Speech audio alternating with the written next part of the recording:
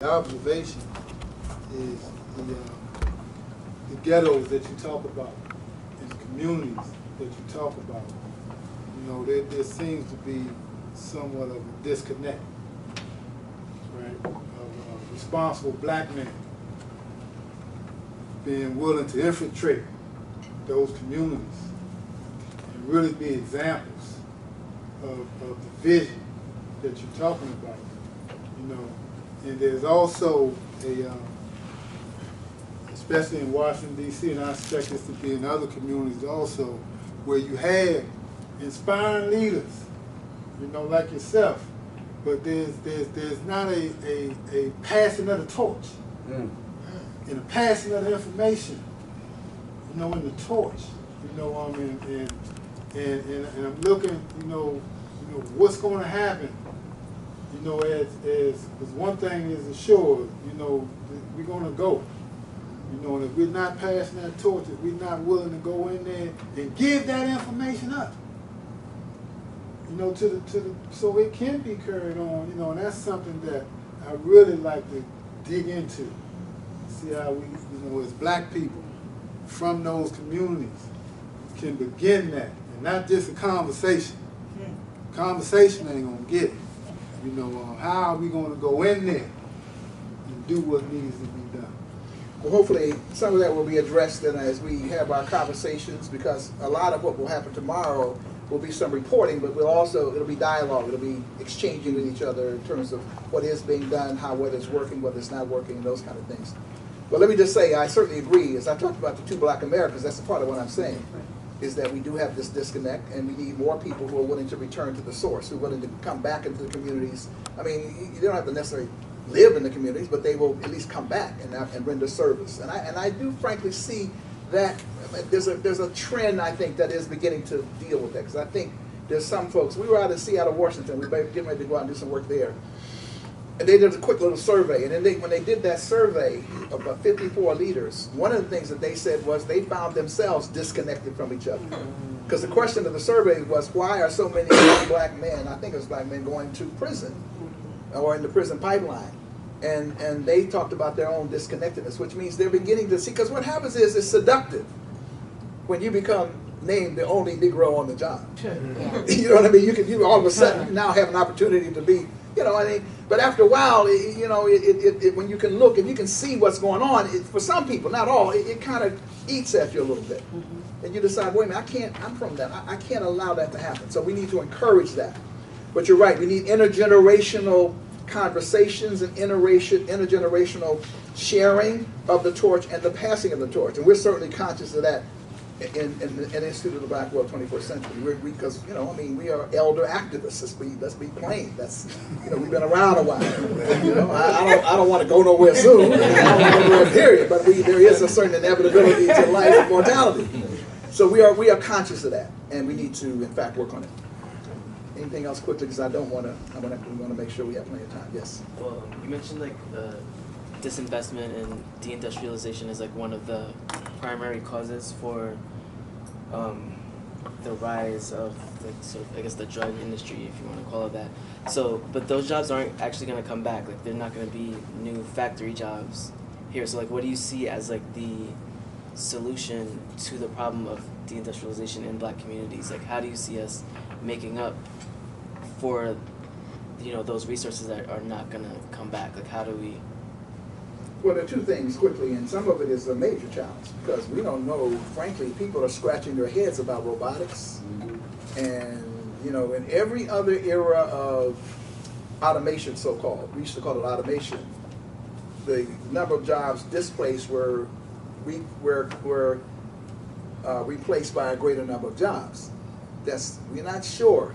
I mean, there are a lot of people studying this, that will happen.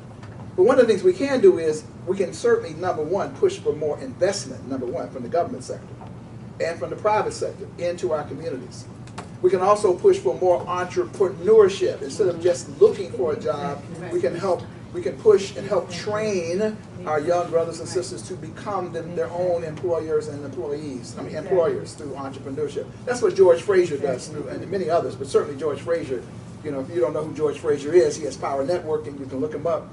You know, he does that in a very magnificent kind of way. The other thing is I think that there will be some modest return of manufacturing jobs to this shores. I think there's already some of that, because what's happening in globalization, as China and other places begin to, their labor movements and others begin to pressure, then the cost of doing business in some of those areas is rising to the point that some of those jobs will come back. However, there's no question but that the trajectory in the future is that it will take far fewer people to produce all of the vital goods that it did in the past. That is a question that I can't answer in terms of that piece, because I think, I mean, if I were to speculate at the end of the day, there will come a time when work, period, will almost become obsolete. That the whole way in which one gets allocated resources has to do with something else other than whether you're working or not. But that's way into the future. But in the short term, you know, it seems to me that we need to continue to push along those lines. Let me just quickly say something else that I may have left out of my presentation. I'll say it real quickly, and that's culture.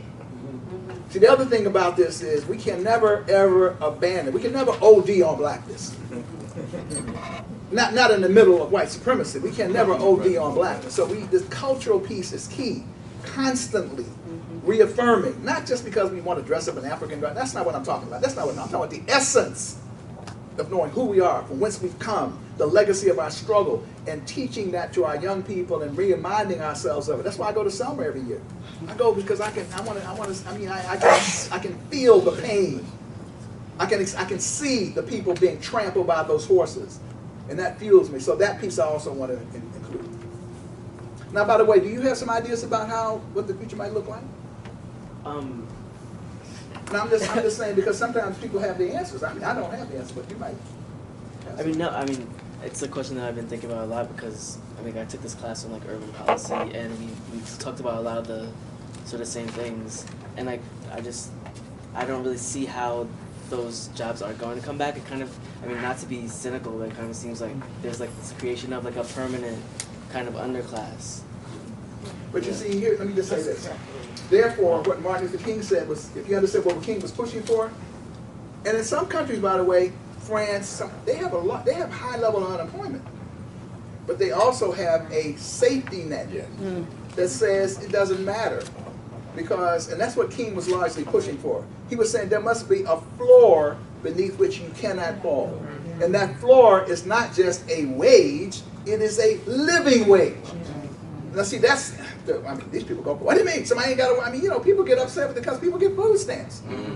People think that you're supposed to, if you're poor, you're supposed to look a certain way. You're supposed to look straggly and ugly, and, so we have to change. That's the other thing, it takes a change. So that's what King was saying. There should be a floor beneath which you don't fall. So in that instance, even if you didn't have a job, at least you would have what?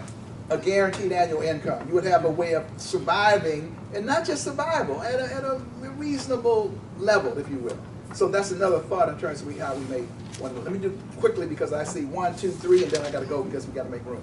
I just wanted to add on to his question, and I would think in terms of when we focus on our young people, even as parents or people who work with young people, to shift the focus more. When you talked about culture, I think it has a lot to do with it, towards science, engineering. Like we don't teach our children to look for those fields. We don't instill that in our kids. And I just learned that because my daughter picked an engineering major, and dealing with all of it and going into the classes and seeing the faces not looking like us, and the many people that are in the classes, and today now a lot of the jobs are focused on science and technology and engineering.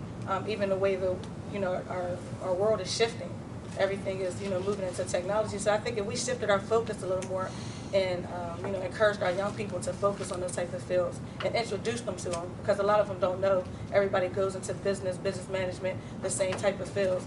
I think that would help a lot. I think you're absolutely right, and I teach again at York College. And I noticed we have a class we have an aeronautics or whatever it is, like how to fly airplanes kind of thing, right? And I noticed the people in that, I look in there, it's very few black people. A lot of Asians, a lot of different, from Caribbean, and not even Caribbean blacks. I mean, the Caribbean, East Indian, Guyana and so forth and so on. So we really do need to encourage our people to go to the fields where we know good jobs will be president. Go ahead, Ronell, and over here. Then I gotta get out of Dodge because I gotta live. I'm We're Renell, gonna help you. and I'm from Pittsburgh, Pennsylvania, and I'm part of the Pittsburgh Justice Collaborative. But I work for the Northside Coalition for Can you Fair stand up Housing. so they can hear you? Northside Coalition for Fair Housing. Okay. And what, in answer to your question about, it's not coming back. For us, in our neighborhood, in our community, it was just so deteriorated and so marginalized and disinvested that we were able to organize young people. And in the beginning, it wasn't even about resources or money. You know what I mean? It was just about, it's just so bad. Let's do something. And we just started cleaning lots and boarding up vacant houses. And one of the foundations noticed that, and they started. Then we ended up getting funding for it. And now we have like a resident-owned, neighborhood-owned cleaning company. We have a landscaping contract, a landscaping company. So, summer jobs for young people. Most of our communities, and this is what we just found out recently, most of our communities have been so disinvested that the infrastructure that's under the ground is so absolutely old. We can employ so many people in our neighborhoods by just, repairing the gas line and sewer line and water lines. So there's a lot of opportunities right in our neighborhoods to employ people, and there's resources available to do that. I can piggyback on what's just been said. You can either go out and let somebody give you a job, or you can make a job. And see, our problem has been we don't think beyond the box that these schools put us in. That's right. We send all these people to school to get these management degrees, and they don't manage nothing. How can that be? Each and every one of us, 90% of the time, wear underwear. But yet, where is our underwear company in the black community? And if you can't do that, then how can you control anything? And see, so we have to change our mindset when these people tell us it ain't coming back. Well, the truth of the matter is more manufacturing jobs came back to the United States in the last year than went out. That's right. So the question then becomes, how come we're disconnecting from it when it's coming back? And see, that's what we started calling miseducation. We're being miseducated, and we have to be careful that when our young folks are being disconnected from us, that we don't allow them to be disconnected from themselves and their future. Finally, right here. Okay. I want to come from a different perspective because you talked about the leaders not, when that money was available, the different programs when it was available, black people didn't want, they was not getting, they didn't get that, they didn't think that opportunity was something that they should grab a hold of. No, let me explain that. What I was saying. Oh, no, you don't have to explain it. I could be wrong. Let me just move on. No, because I don't want to leave that misimpression. What I was trying to say was, these were programs, but those of us who saw ourselves as being more revolutionary. I did get that point. But I just want to make that clear. So people were getting those jobs. That was a good thing, right? Okay. We don't have that today. But in that time, we would criticize them. But then, what are they coming with these little chump jobs for? So, I mean, that was some of our attitudes. But today, we don't have that, and that would be a step up over what we have now. But go ahead. Right. So my point was, the point I'm making in terms of that question that you had, I see black individuals not wanting them jobs, okay? When they had the opportunity to get them jobs, they didn't even want them, okay? And now we're in an era now that we need them more than we ever did. And we forgetting about the deficit that we put ourselves in to put us, where we at today. And so we have to first come out of this deficit that we've been in. We can talk about entrepreneurship and we can talk about all those great things, but a lot of that is not reaching into the ghetto, okay, where people are okay with wearing their pants, letting you see underwear rather than, you know, we have to get. So we need to get, you know, the message has to get all the way into the neighborhoods, all the way into the neighborhoods. Well, I would say two things as I take my seat.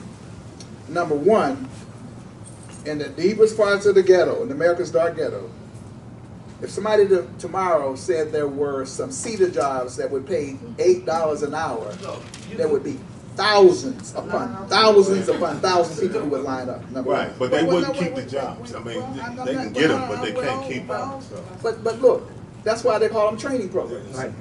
I mean, and that's why I think we do have a responsibility. By the way, I think that is a responsibility, but here's what happens structurally.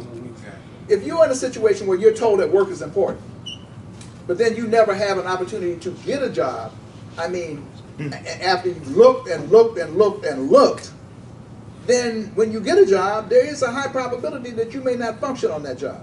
Now, I think our job is, I think this is our responsibility. And people like, you know, Susan Taylor and Kenny, I'm sure you're doing some of this. We're mentoring. We are also trying to figure out how to make sure that we close that deficit, because we need to do that. Okay. But I think there's no question that people want to work, that they would work. Even the gangbangers who are out there, you know, man, you give a job, good jobs and good wages would stop a lot of this.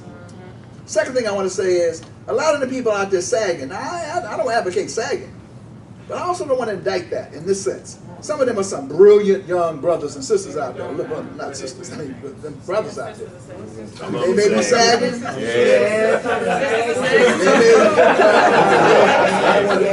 But my point is, you know, I have a preference in terms of how I'd like young black men to look, but that's my preference. I don't want to take that preference and therefore say that because they're dressing in a certain way, that they are not intelligent, they're not sharp, because some of them are excellent. I'm not saying that. Well, I'm just clarifying, so, right. You know, because when you lay that out there, sometimes there's a whole school of thought that gravitates towards looking at that, as opposed to trying to look at the essence of what the structural issues are. And there's some hope to die, very smart, brilliant men out there who are, and I've had some of them in my classrooms, who are A and B students, and they still sagging, and I wish they wouldn't, but on the other hand, I don't want to take that as a way of looking at them, and then, you know, I can persuade and cajole and whatever.